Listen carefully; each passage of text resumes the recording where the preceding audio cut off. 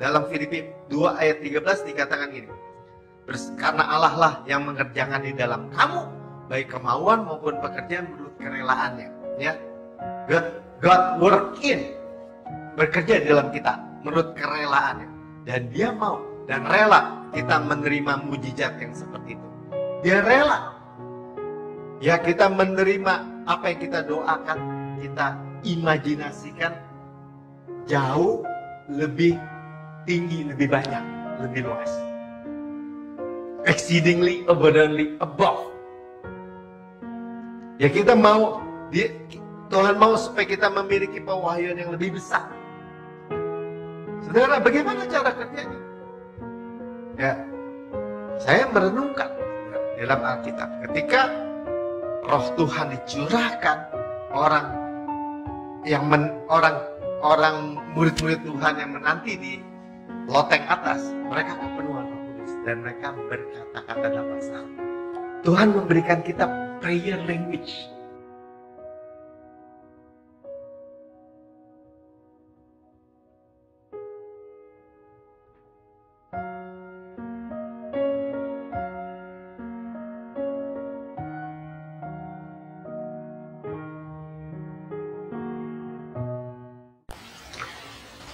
Ya, shalom. Jumpa lagi dengan saya, Pendeta Melkisedek Tanok, dalam tayangan Kita Ini Adalah Ciptaan Baru.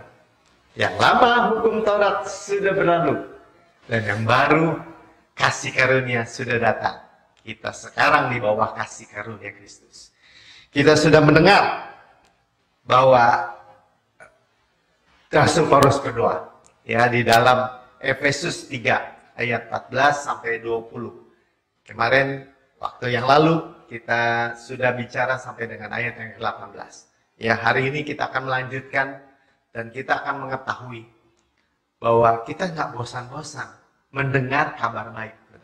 Ada orang mungkin berkata, ya Pak, bosan Pak, masa itu aja. Saya merenungkan, kenapa orang Israel juga berkata bosan kepada mana yang dari Tuhan setiap hari yang Tuhan turunkan.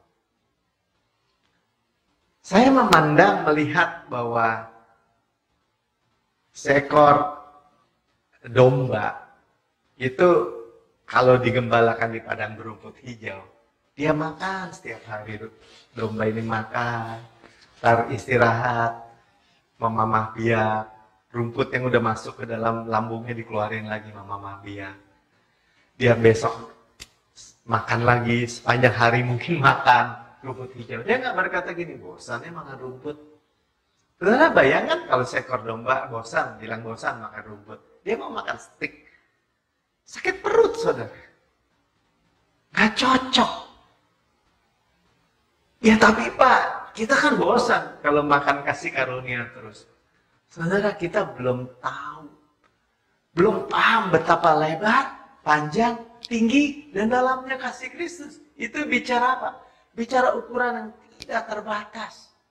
Kita sampai surga masih melihat keindahan Yesus. Nah, Rasul Paulus berdoa supaya kita dapat paham itu.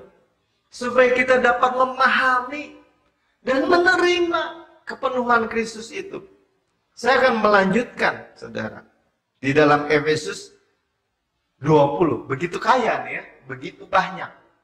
Saya cuma bilang, Tuhan, saya aminkan Efesus 3 ayat 20 ini.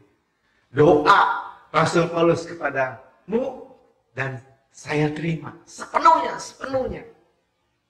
Nah, kalau di dalam akal pikiran kita, pengetahuan kita bahwa itu terlalu wah, terlalu hyper, terlalu berlebih-lebihan, saudara, kita merendahkan diri, merendahkan hati kita saja. Menerima kenyataan bahwa yang diberikan itu adalah kepenuhan Yesus. Siapa Yesus? Enggak ternilai, saudara. Yang dicurahkan itu darahnya, nyawanya yang diberikan. Berapa harganya? Enggak ternilai, saudara. Karena itu firman Tuhan katakan begini, Efesus 3 ayat 20. Bagi dialah, kalau bahasa Inggrisnya bilang, now, sekarang, bagi dialah yang dapat melakukan jauh lebih banyak daripada yang kita doakan dan pikirkan. Seperti yang ternyata dari kuasa yang bekerja di dalam kita. Jauh lebih banyak. Bahasa Inggrisnya lebih bagus, saudara. Nanti kita akan merenungkan dari bahasa New atau King James Version-nya ya. Now unto him. Sekarang bagi dialah that is able to do exceedingly abundantly above all that we ask or think according to the power that works in us. Exceedingly abundantly above all. He is able. Kita akan mengurai satu persatu ya. Saya sebut level demi level ya. Kalau ada kita beli ayam geprek sekarang, mau level berapa Pak? Kalau saya biasanya level 0 aja. Jangan pedes-pedes. Level 1 kalau nggak paling tinggi. Tapi ada orang level 10. Ada yang level 100 kali ya, cabenya 100. Jadi bukan ayam dicabein, cabai diayamin. Ya, itu pedes banget. Ya. Nah, level ini supaya buat understanding buat kita. Ya, now unto him that is able. Dia able, dia mampu. Orang berdoa, Tuhan mampu. Ya, bagi saya mampu ini dalam konteks mau. Dia mau. To do, ya. Sekarang bagi dia yang dapat atau sanggup melakukan. Kita udah happy. Kita berdoa kepada Allah yang sanggup, yang mau. Kita udah happy. Firman dan level berikutnya berkatakan yang sanggup melakukan apa yang kita minta. Apa yang kita minta atau kita doakan, kan? He's able to do all. Sebelum all ada we ask atau we pray. Itu level 2. Ya, semua yang kita bilang, Tuhan, tolong Tuhan. Saya ada bayaran, ini tagihan bank nih Tuhan, segini. Mungkin cuma 500.000. Nggak ada uangnya. Tolong Tuhan. Oh, dia sanggup 500.000.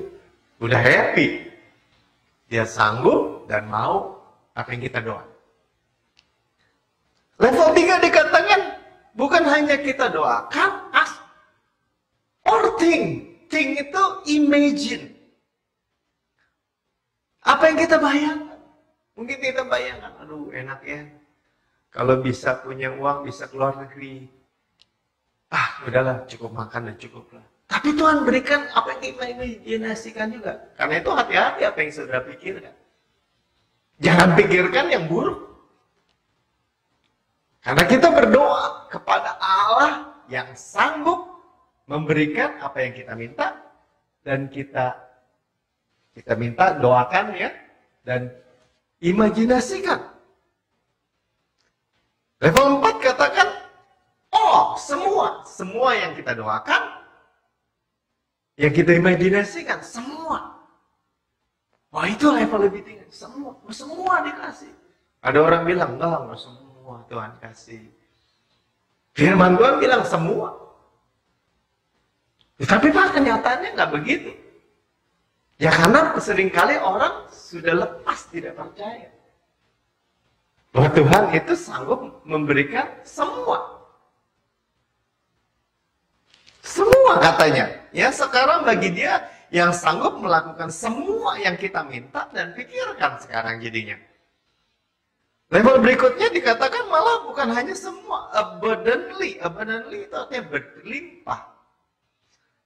Atau saya bilang sekarang bagi dia yang sanggup melakukan berlimpah semua. Jadi udah ada semua berlimpah lagi. Jadi kalau dia bilang, Tuhan minta kesembuhan Tuhan. Ini saya luka nih. Tuhan hanya bukan berikan lukanya sembuh, tapi tangannya kuat misalnya. Berlimpah soalnya. Nah, Itu pun belum cukup, saudara. Level 6 katakan above. Udah berlimpah di atasnya lagi. Wah. Pengetahuan saya nggak sanggup lagi. Pengetahuan kita nggak sanggup lagi menanggungnya. Dan level 7 katakan bukan hanya above. Sangat jauh, exceedingly.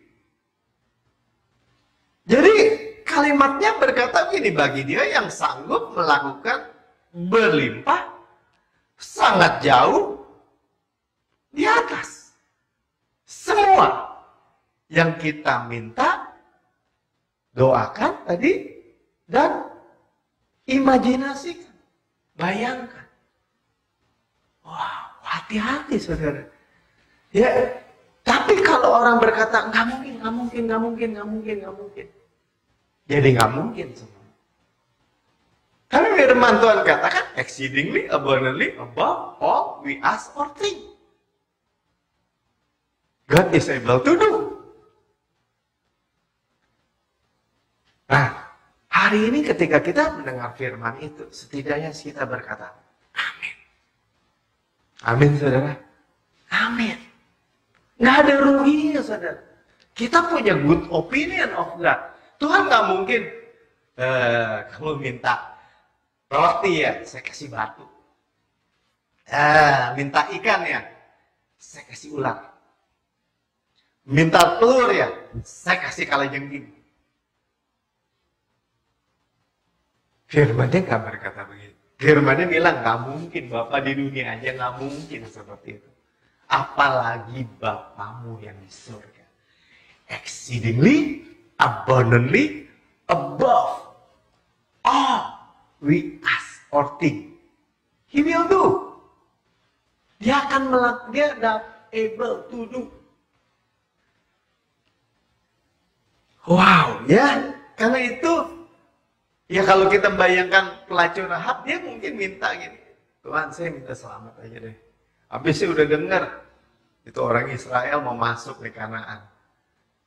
Laut Teberau aja dia belah dua, 3 juta orang Israel lewat di tanah kering. Dia dengar berita segitu, dia gemetar. Wah, saya lihat penduduk Yeriko yang lain, gemetar juga. Gimana? Nanti orang Israel mau datang, mati kita.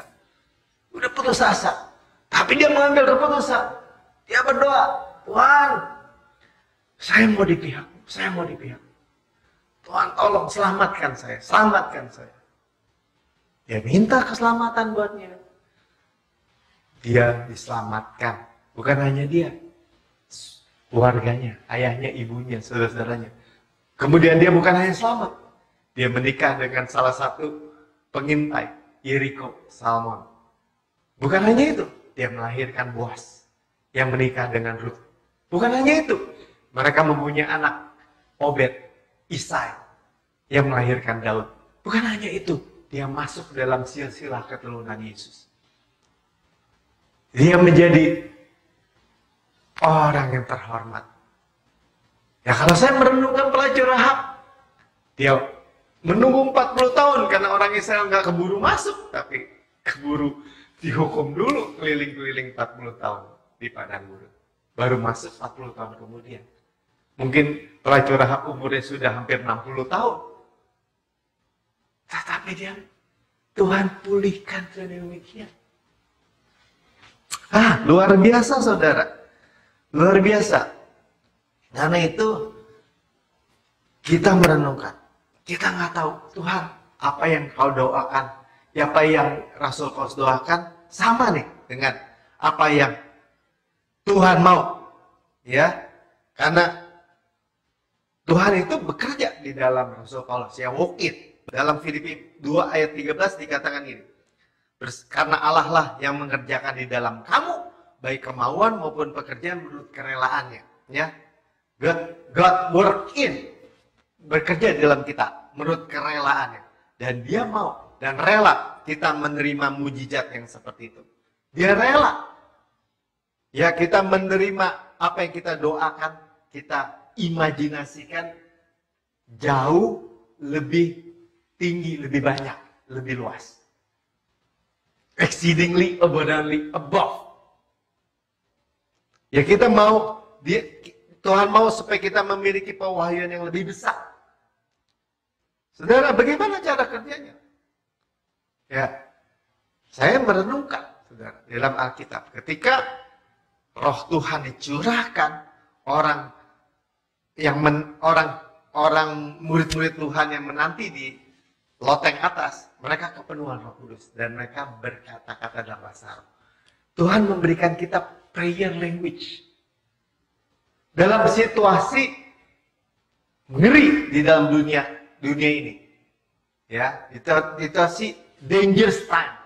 Waktu yang berbahaya dunia hari-hari ini. Kita diberi senjata berdoa di dalam bahasa roh. Kenapa? Karena kita tidak sanggup tadi untuk berdoa exceedingly abundantly above all we ask or think. Apa yang kita doakan, kita pikirkan jauh, sangat jauh lebih banyak, lebih berlimpah-limpah. Tuhan berikan kepada kita. Karena itu kita mungkin berpastor.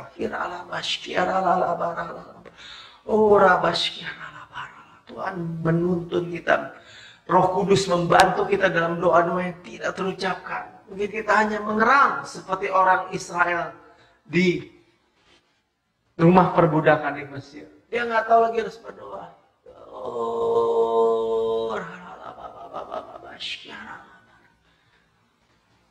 Tapi kita tahu bahwa itulah doa yang efektif. Itu doa yang Roh Allah mau buat kita. Yang pasti didengar oleh Allah. Tentang apa, saudara? Di dalam Kisah 2 ayat 11 bagian B. Dikatakan, kita mendengar mereka berkata-kata dalam bahasa kita sendiri tentang perbuatan-perbuatan besar dari Allah. Ya, the wonderful works of God.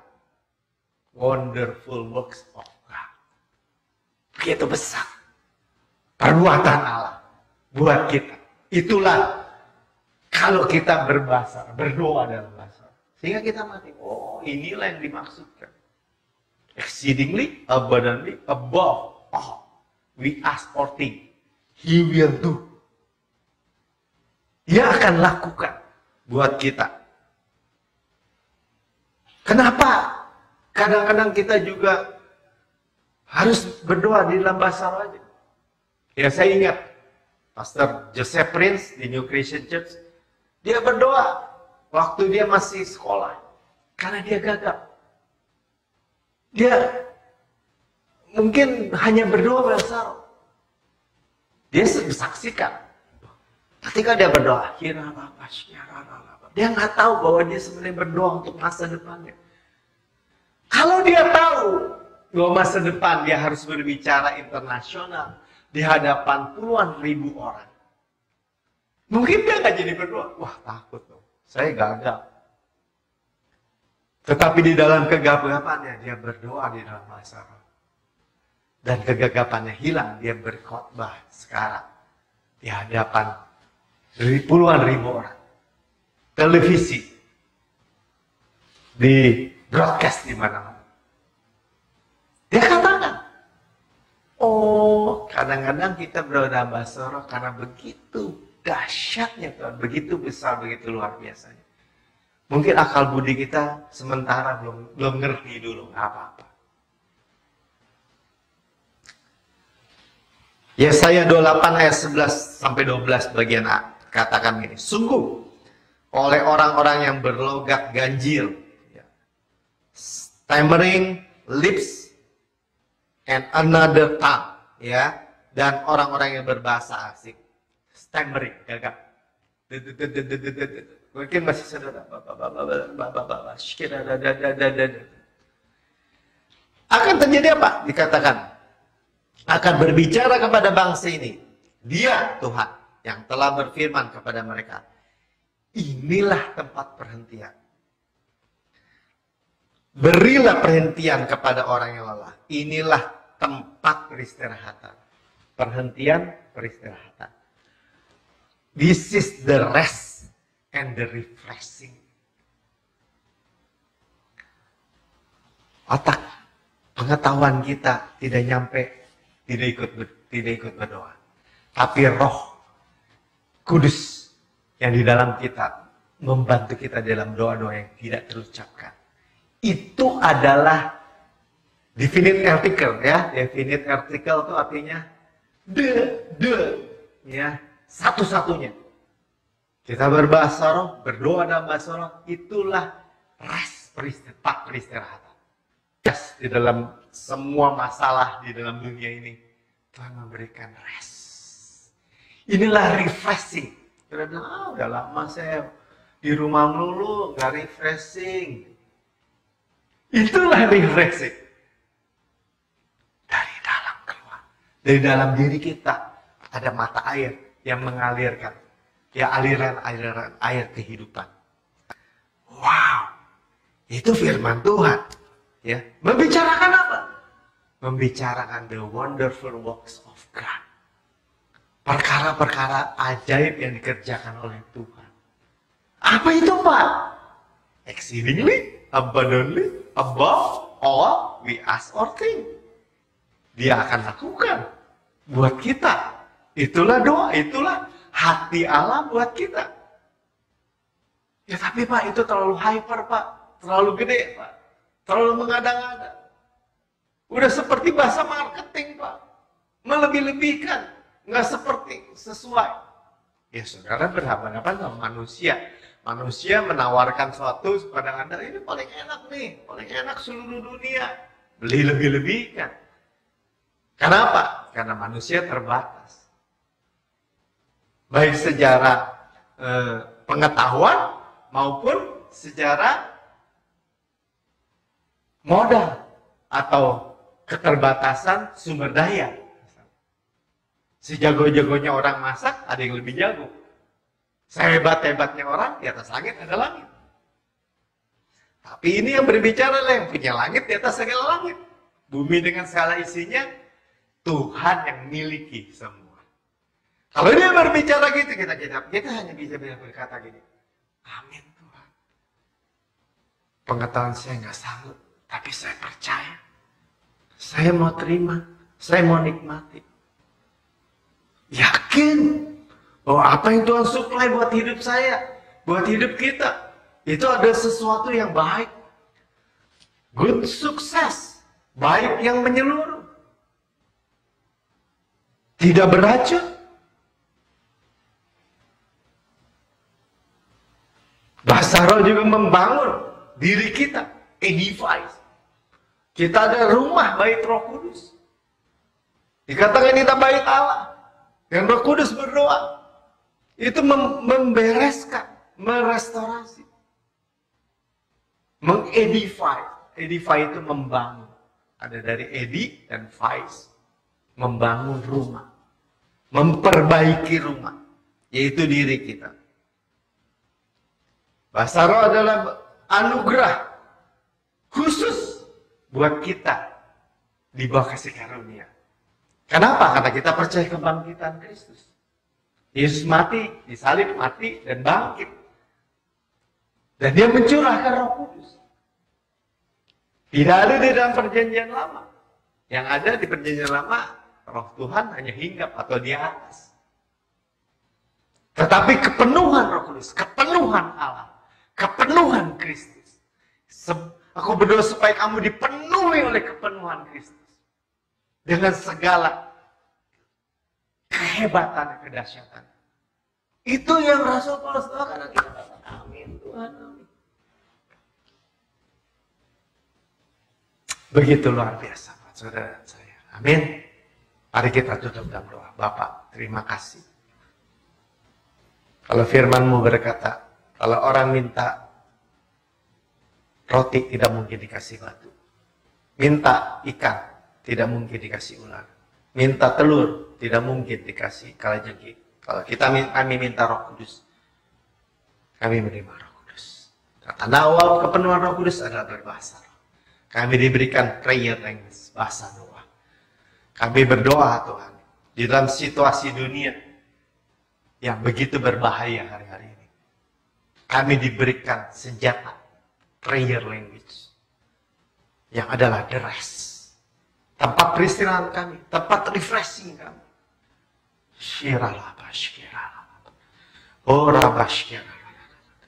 Kami terima semua mujizat-mujizat Tuhan. Kami percaya mujizat Tuhan. Kami sudah dengar firman Tuhan. Bahwa kami bahkan gak sanggup Tuhan akal budi kami. Pengetahuan kami untuk menjangkaunya. Bagaimana Tuhan air menjadi anggur dalam sesaat. Tidak mungkin kami dapat menjangkaunya. Tapi hari ini, apapun mujizat yang kau berikan, yang tersedia buat kami umatmu, kami terima. Kami aminkan. Dan kami bersyukur Tuhan, di tengah-tengah kondisi krisis keuangan, krisis ekonomi, krisis apapun yang dihadapi oleh anak-anakmu. Kami punya Tuhan yang mempunyai langit di atas langit, bumi dengan segala isinya. Kami punya Tuhan yang adalah Allah yang kekal, yang dia mengatasi melampaui waktu dan ruang, menciptakan bumi dari ujung ke ujung, tak menjadi lesu, tak menjadi lelah, tak terduga pengertianmu. Kami terima Tuhan Yesus sebagai harta karun dalam kehidupan kami. Datang supaya kami hidup dan menerima dengan segala kelimpahan.